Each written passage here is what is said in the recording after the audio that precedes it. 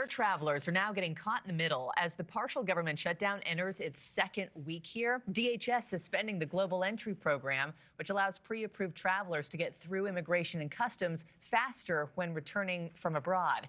TSA was also set to pause pre-check at security checkpoints, but reversed that pretty quickly and says it's being evaluated on a case-by-case basis. All this, though, as TSA staffers continue working without pay.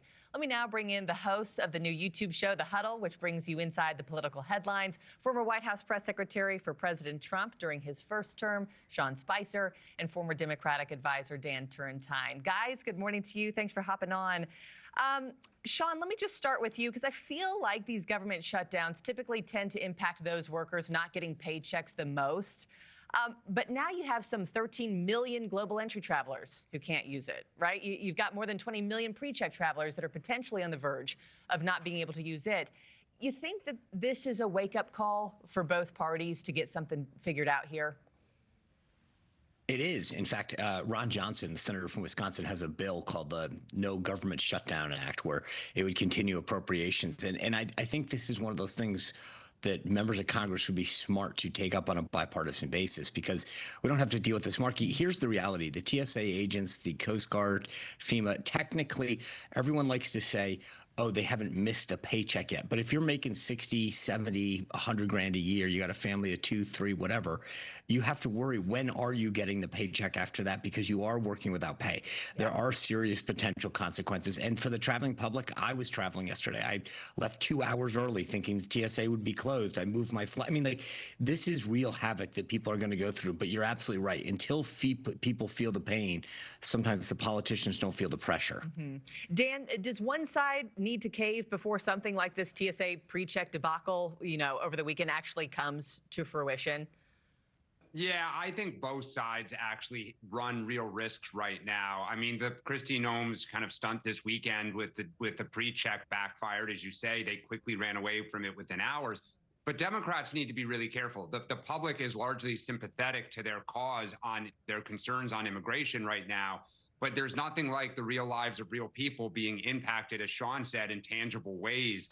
And if that starts to happen, suddenly your leverage doesn't just decline. It starts almost evaporating instantly. So I think both sides are incentivized, Markie, to cut a deal sooner rather than later. Yeah, and we were told the snowstorm, too, is now pushing any sort of vote to end the shutdown until tomorrow now. So you've got another delay after last week's congressional recess when everybody left town.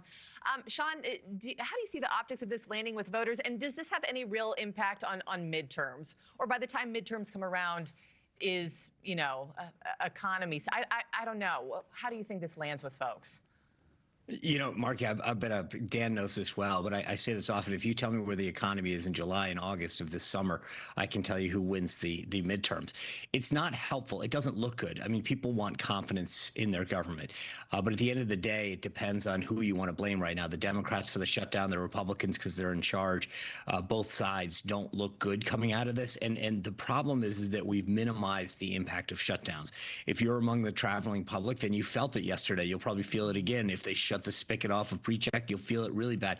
And the members of Congress, remember, these are folks that tend not to act until they feel it. And one of the things that you, in that list of things that the Department of Homeland Security cut off was member escorts. What does that mean?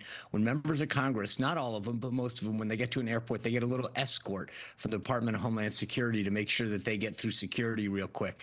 And they shut that down yesterday. And that, as of today, is still shut down. So now the members of Congress have to act like all of us, go through security line, and I think when they feel it, that'll make a difference. Yeah, they're feeling the pinch right now, too. I mean, Dan, do you think the president touches on this shutdown during the State of the Union tomorrow night? And kind of what are your overall expectations from him? Yeah, I do think he will touch on this. I think he's going to, he has been on a back foot now, Markie, for most of the last couple months, just in the macro. And I think he's a big game player. I say this with admiration. He will likely have a good speech tomorrow night. I'm sure the theatrics, perhaps we'll see a USA Hockey member, men and or women there as well. He'll be good. The question is just the day after, is he still on message, and where does he go from there? We will wait and see. I got to end it there, but Dan Turrentine, Sean Spicer, thanks to both of you, as always, and have a great show today. Thank you for watching. Subscribe below and download our NewsNation app right now on your phone, and you will get fact-based, unbiased news for all Americans.